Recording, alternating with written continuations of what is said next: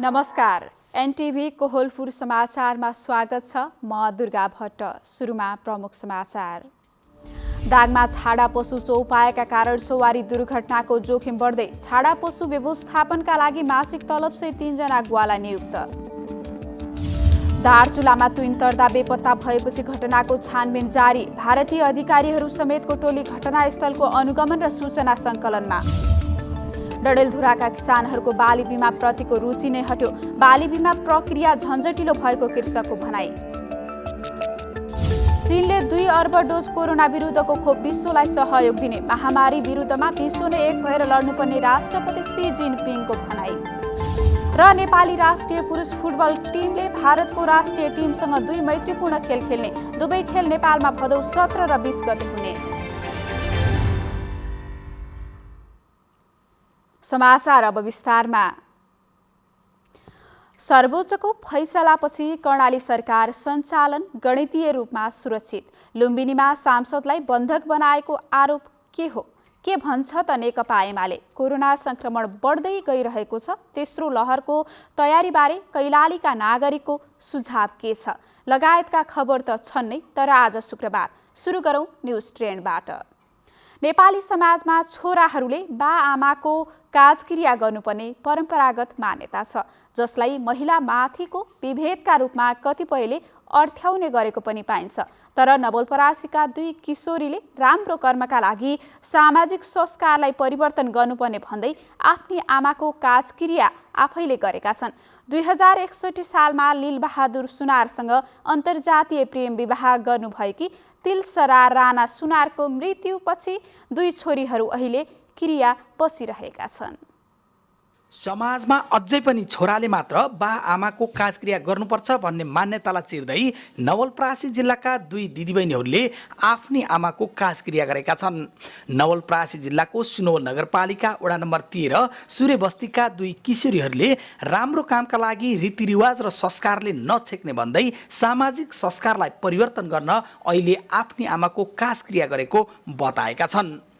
आफूलाई जन्म दिएर संसार देखाउनेदेखि हुर्काउने पढाउने सबै गर्ने आमाको क्रिया गर्न छोरा मात्र चाहिन्छ भन्नु छैन, छोरीले पनि गर्न हुन्छ भन्दै आमाको दाह संस्कार गर्नेदेखि क्रिया बस्नेसम्मको सोच आफूले गरेको क्रियामा रहेकी 16 वर्षीय किशोरी अञ्जली सुनारले बताएकी छन्। भाइ नभएको भए पनि आफू छोरा जस्तै हो नि त। अनि मलाई लाग्यो कि मम्मी सबै हाम्रो लागि मम्मीले सबै हाम्रो लागि गर्नुभएको भने हामी यति मम्मीको लागि यति गर्न सक्दैनौँ।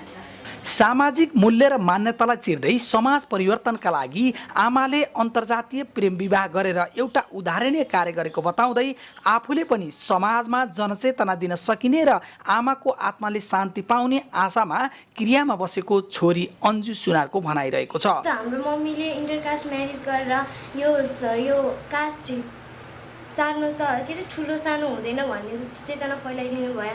हामीलाई पनि त्यस्तै लाग्यो कि हामी छोरी मान्छे भएर आमा बाउको क्रिया बस्न नपाउने, त्यस्तो हुँदैन भन्ने, हामीलाई त्यस्तो नहुने, हामी पनि बराबर हो, छोरा बराबर हो, हामीले पनि क्रिया बस्न पाउन पर्छ। 2061 सालमा लीलबहादुर सुनारसँग अन्तर्जातीय प्रेम विवाह गरेकी तिलीसरा राणा सुनारको 35 वर्षको उमेरमा फोक्सोमा क्यान्सर भएर मृत्यु भएपछि छोरा 3 वर्षको रहेका कारण 2 छोरीले हामी आफै क्रिया बस्छौँ भनेर क्रिया बसेको मृतक तिलीसरा राणाका श्रीमान लीलबहादुर सुनार बताउनुहुन्छ।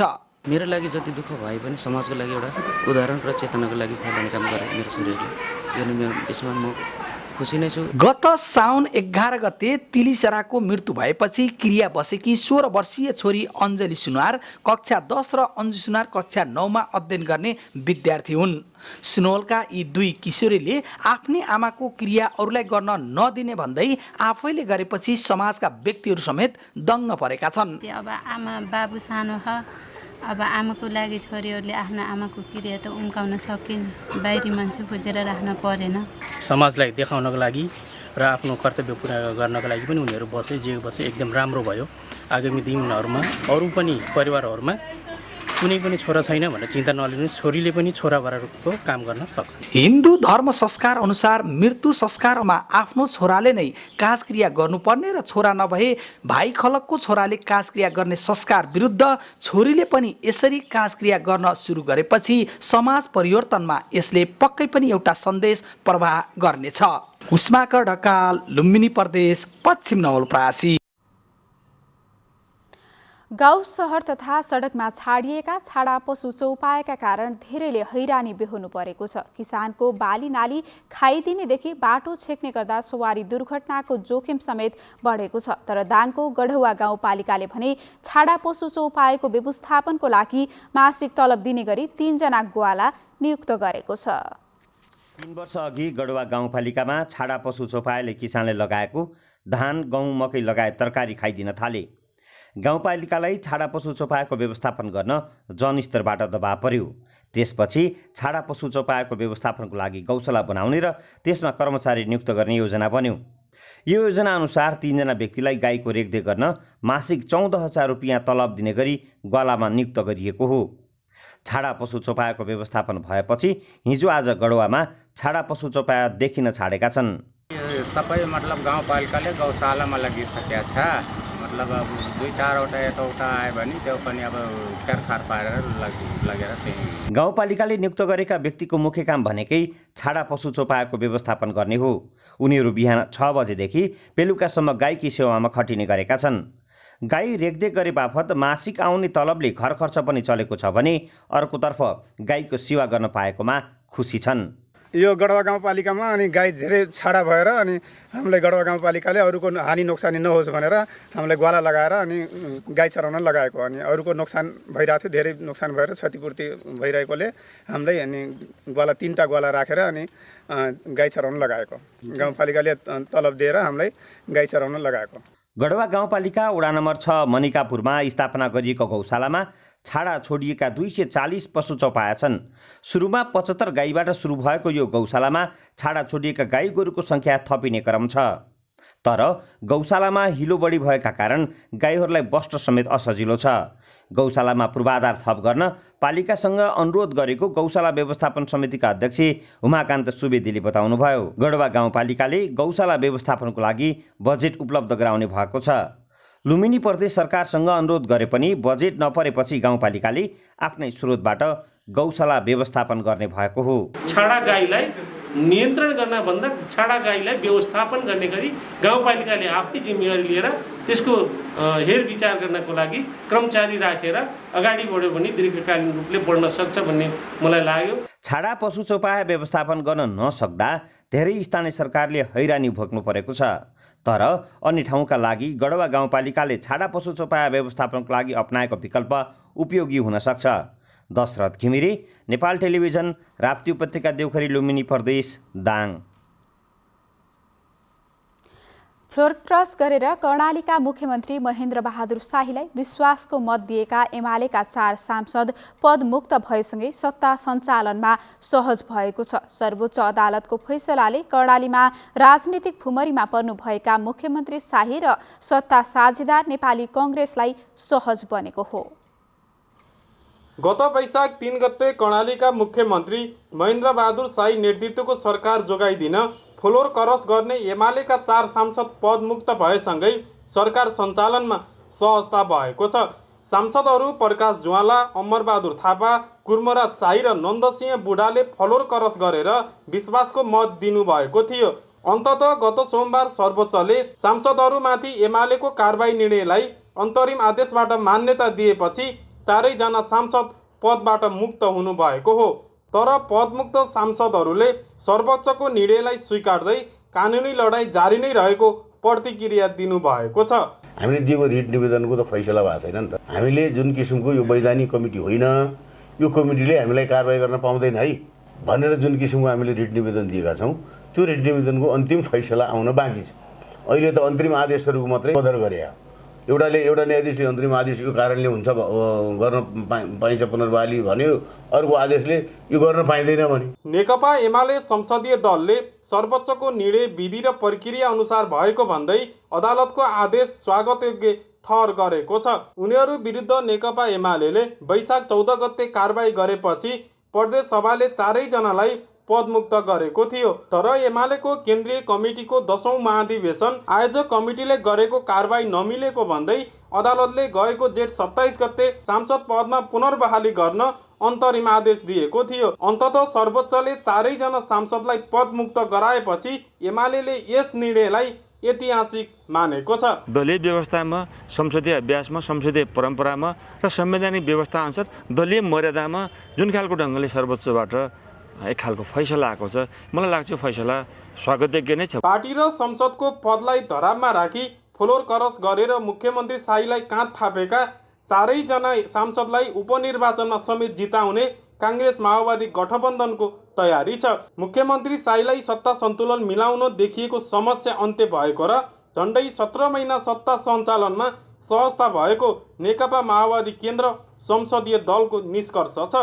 जसरी अब उहाँहरूले काँध थापेर नै यो सरकार अगाडि बढिराखेको छ, अब त्यस मानेमा परिस्थिति यसरी नै विकास भइराख्यो। उहाँहरूलाई सँगसँगै अगाडि लाने नै सरकारको या सम्बद्ध पार्टीको चाहिँ कर्तव्य हुन्छ। 4 सांसद पदमुक्त भएसँगै अब 40 सदस्यीय कर्णाली प्रदेश सभामा 35 सदस्यमा झरेको छ। प्रदेश सभामा कायम रहेका सांसदहरूको सङ्ख्या घटेपछि बहुमतका लागि 18 सांसदको सङ्ख्या पुर्याउन अब मुख्यमन्त्री शाहीलाई आफ्नै पार्टी माओवादी केन्द्रका 12 र सत्तारूढ दल नेपाली काङ्ग्रेसका 6 जना सांसद भए पुग्छ। 20 सांसद सहित करिब एकल बहुमतमा रहेको एमाले अब 16 सांसदमा खुम्चिएको छ। रापरपाका 1 जना सांसद छन्। सुशील खड्का, नेपाल टेलिभिजन, कर्णाली प्रदेश, सुर्खेत।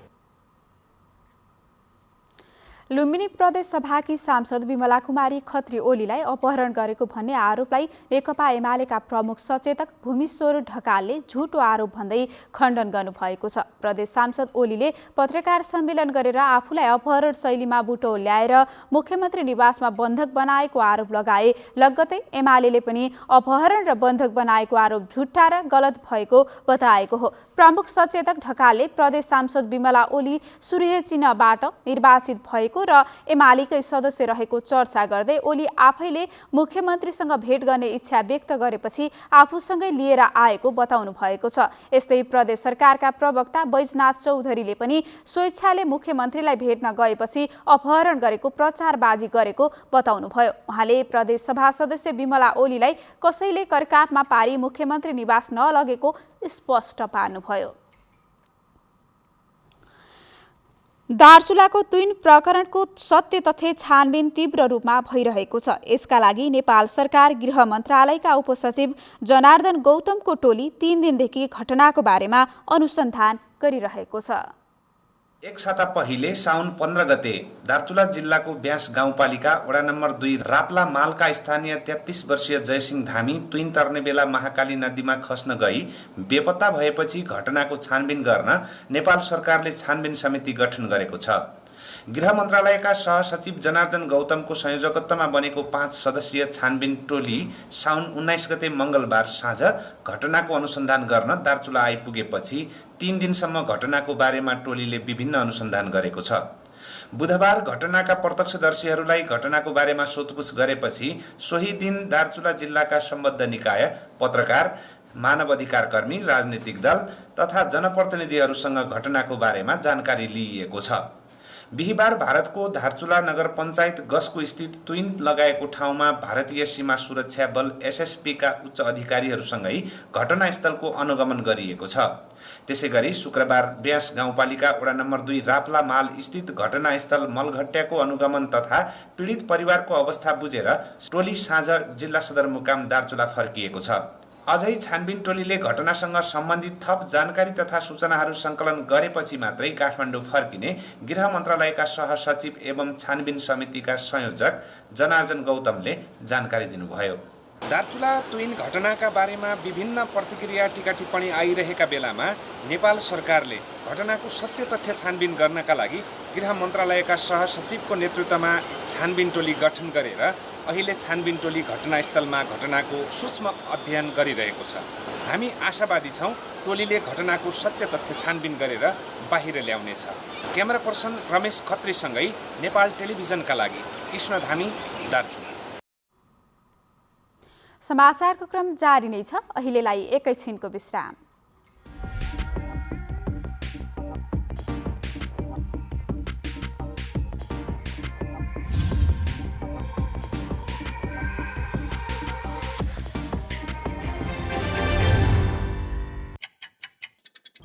हर घडी हर प्रहर, प्रत्येक गाउँ प्रत्येक सहर, के निकट के विकट, हरेक स्थितिमा हरेक परिस्थितिमा नीति विधि र प्रतिनिधिका कुरा,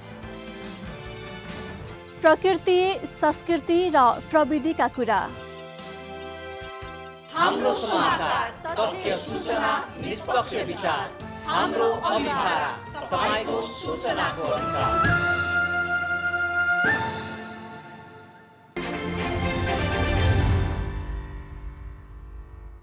विश्रामपछि समाचारमा पुनः स्वागत छ। अब बाँकी समाचार।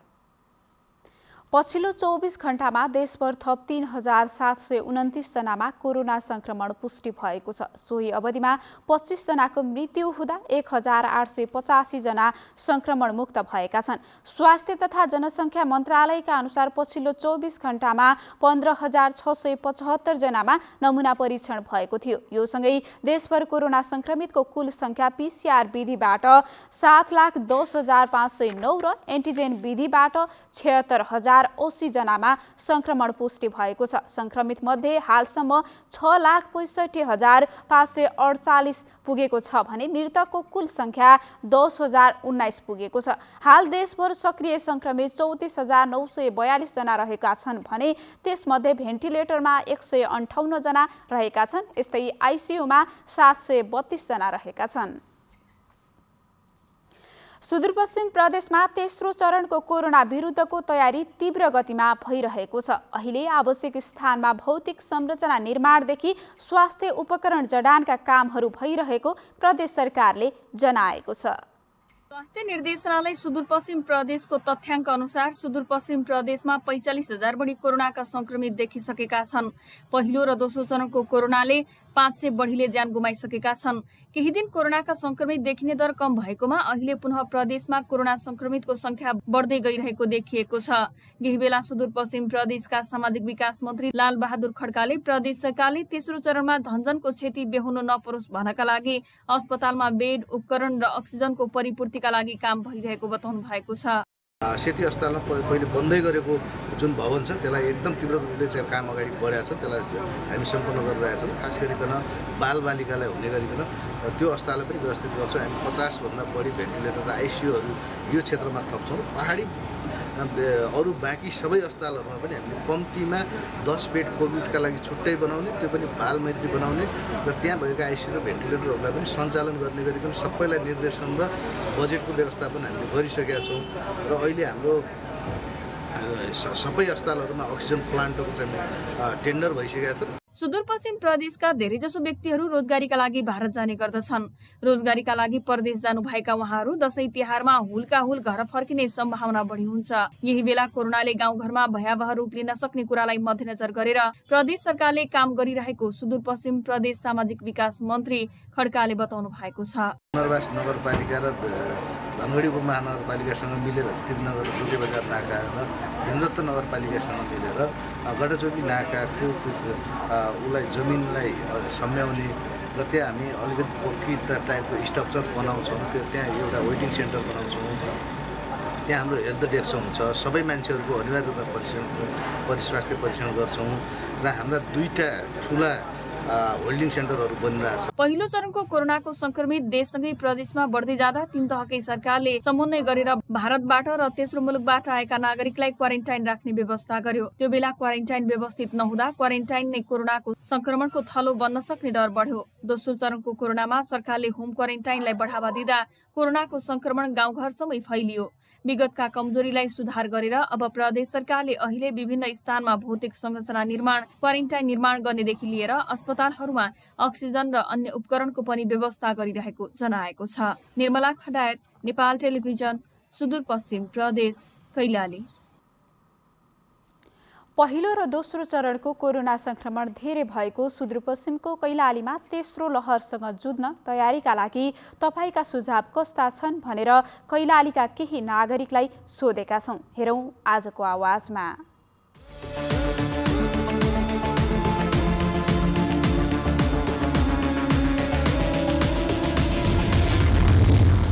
अहिले भ्याक्सिनको अभाव अन्तर्राष्ट्रिय जगतमा छैन। चीनले पनि 2 अरब भ्याक्सिन दिन्छु भनेर भनिसकेको छ। अमेरिका लगायत पश्चिमी जगतले 1 अरब भ्याक्सिन दिन्छु भनेको छ। संसारमा जम्मा 7.5 अरब मान्छे मात्र छन्। त्यसमा चाइना, भारत र अमेरिका लगायत धेरै देशहरूले लगाइसकेका छन्। अब रहेको भ्याक्सिन ल्याउनका लागि हामीले पहल गर्यौं भने हामी पाउँछौं र हामीले छिटोभन्दा छिटो भ्याक्सिन लगायो भने यसबाट हामीले मुक्त हुन सक्छौं। दोस्रो भेरिएन्ट सुरु हुँदाखेरिमा हामीले कोरोनाबाट धेरै क्षति बेहोर्नुपर्ने अवस्था आयो। अब त्यसो नहोस् भन्नका निमित्त नेपाल सरकार 3 तहकै सरकारले यसका निमित्त एकदमै सावधानी अपनाउनु पर्ने हुन्छ। विगत जस्तै हरहर्ती जति पनि दाजुभाइ भारतबाट आउने गाउँ पसे उहाँहरू विगत जस्तै सामाजिक उसमा दूरी कायम नगरिकनै सबै सामाजिक संस्करणमा समावेश भयो भने मलाई लाग्छ तेस्रो भेरिएन्टले पनि विगत दोस्रो भेरिएन्टले जस्तै एकदमै अप्ठ्यारो अवस्था नआउला भन्न सकिन्न। कोभिडको सुई जुन लगाइरहेछ यसमा जुन भौतिक दूरी राख्नुपर्ने हो यो नभएर पेल हिसाबले चाहिँ मान्छेले चाहिँ गइरहेछ। त्यो अलिकति भौतिक दूरी राखेर नै सुई लगाउन पाएको भए त्यही सङ्क्रमण कम हुन्थ्यो। कोरोनाको जोखिम बढ्दै गइरहेको छ। सरकारले अहिलेदेखि नै ध्यान दिनुपर्छ। नाकामा चेक जाँच बढाउने, गाउँमा कोरोना टेस्ट गर्ने, कोरोनाको बारेमा जनचेतना पनि जगाउन आवश्यक छ। धेरै मान्छेलाई त कोरोनाबाट कसरी बच्छन् भन्ने थाहा छ, तर अहिले कोरोना कति खतरनाक छ भन्ने पनि धेरै मान्छेले बुझेको छैन। बुझाउन आवश्यक छ। अनि स्वास्थ्यको क्षेत्रमा छुट्याएको बजेट सम्बन्धित क्षेत्रमा समयमै सबै नगरपालिकाले कार्यान्वयन गरे भने योभन्दा उपयुक्त अन्य के होला र?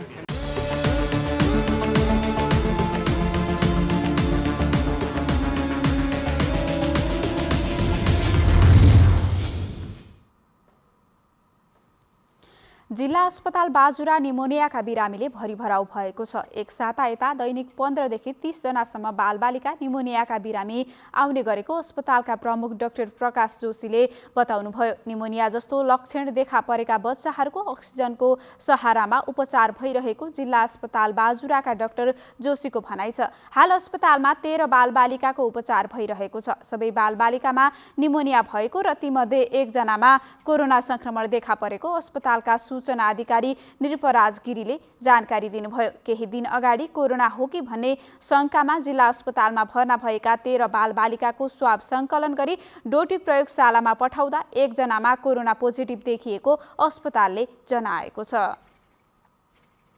समाचारको क्रम जारी नै छ। एकैछिनको विश्राम।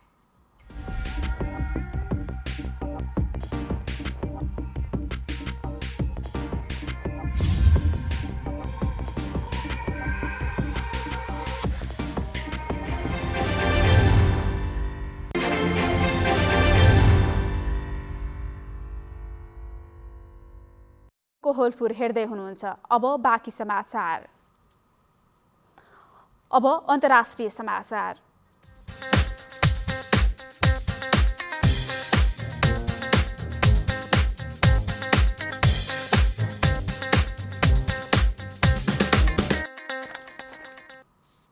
चीनले यसै वर्षभित्रमा विश्वका विभिन्न देशलाई कम्तीमा पनि 2 अर्ब डोज कोरोना विरुद्धको खोप सहयोग दिने भएको छ। त्यसैगरी चीनले यसै वर्षको अन्तिमसम्ममा 1 करोड अमेरिकी डलर सहयोग कोभ्याक्स कार्यक्रममा गर्ने पनि बताएको छ। चीनका राष्ट्रपति सी जिनपिङले यसै वर्षको अन्त्यसम्ममा चीनले विश्वका खाँचो परेका देशहरूलाई कम्तीमा पनि 2 अर्ब डोज खोप दिने बताउनु भएको हो। त्यसैगरी राष्ट्रपति जिनपिङले आगामी दिनमा कोभिड विरुद्धको खोपको खाँचो हुने धेरै देश हुने भएकाले ती देशलाई यो खोप उपलब्ध गराउने बताउनुभयो। राष्ट्रपति सी जिनपिङले कोभ्याक्स अन्तर्गत दिएको 1 करोड अमेरिकी डलर बराबरको आर्थिक सहयोगबाट किनिएको खोप विश्वका विकासशील देशहरूका लागि उपलब्ध गराइने जानकारी दिनुभएको छ। राष्ट्रपति जिनपिङले विश्व यो कोरोना महामारीबाट आक्रान्त भएका बेला यसका विरुद्धमा विश्व नै एक भएर लड्नुपर्ने भन्दै चीन महामारी विरुद्ध विश्व समुदायलाई एकै स्थानबाट लड्ने वातावरण सिर्जना गर्ने काममा लागेको पनि बताउनु भएको छ। अब आर्थिक समाचार।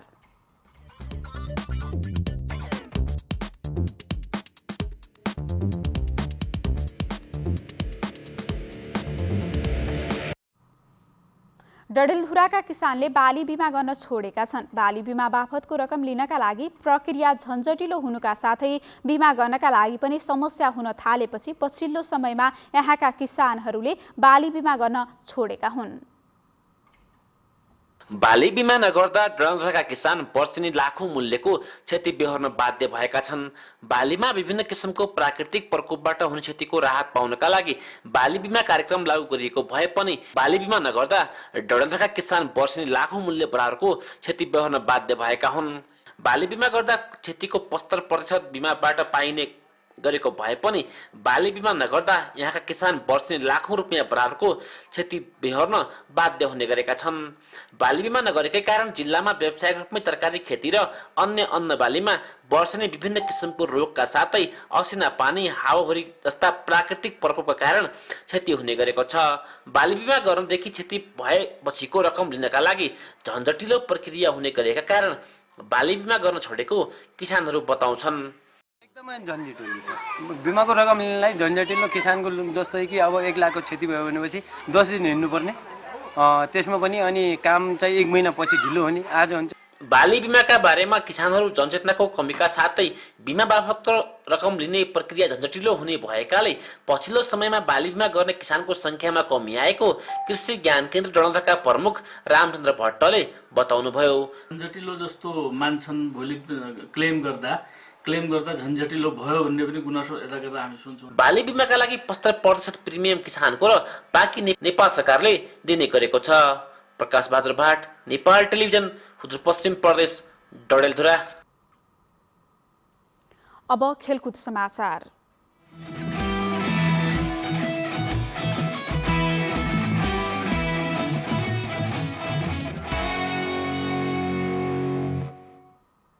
नेपाली राष्ट्रिय पुरुष फुटबल टिमले भारतको राष्ट्रिय टिमसँग 2 मैत्रीपूर्ण खेल खेल्ने भएको छ। एन्फाले दुवै मैत्रीपूर्ण खेल नेपालमा हुने जनाएको छ। त्रिपुरेश्वर स्थित दशरथ रङ्गशालामा हुने खेल भदौ 17 र 20 गते अर्थात् सेप्टेम्बर 2 र 5 मा हुनेछ।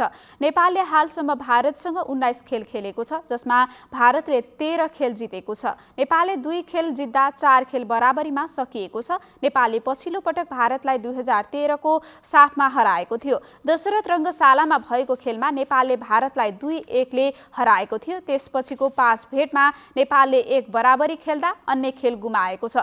13औं संस्करणको साफ च्याम्पियनसिपको तयारीका लागि नेपाल र भारतबीच मैत्रीपूर्ण खेल हुन लागेको हो।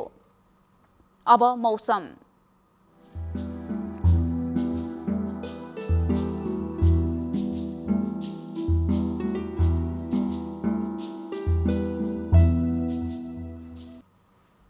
आज देशभर सामान्यदेखि पूर्ण बदली रहे। प्रदेश 1 कर्णाली र सुदूरपश्चिम प्रदेशका 1-2 स्थानमा मेघगर्जन चट्याङसहित भारी वर्षा भयो। आज राति पनि देशभर सामान्यदेखि पूर्ण बदली रहे। केही स्थानहरूमा हल्कादेखि मध्यम वर्षाको सम्भावना रहेको छ। अब मौसम सम्बन्धी थप विवरण।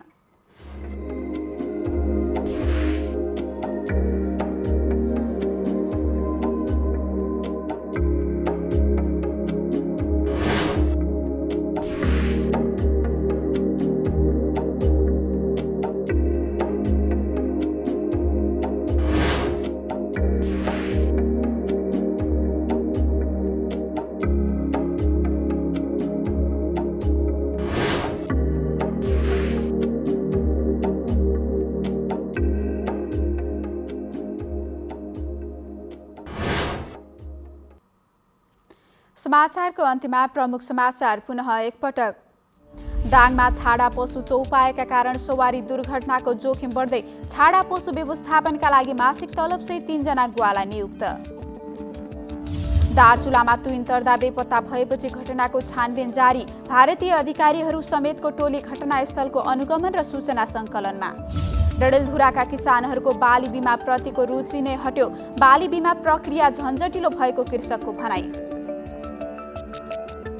चीनले 2 अर्ब डोज कोरोना विरुद्धको खोप विश्वलाई सहयोग दिने। महामारी विरुद्धमा विश्व नै एक भएर लड्नु पनि राष्ट्रपति सी जिनपिङको भनाई। र नेपाली राष्ट्रिय पुरुष फुटबल टिमले भारतको राष्ट्रिय टिमसँग 2 मैत्रीपूर्ण खेल खेल्ने। दुवै खेल नेपालमा भदौ 17 र 20 गते हुने। हवस् त अहिलेलाई समाचारको सिलसिला यति नै। बिदा दिनुहोस्। नमस्कार।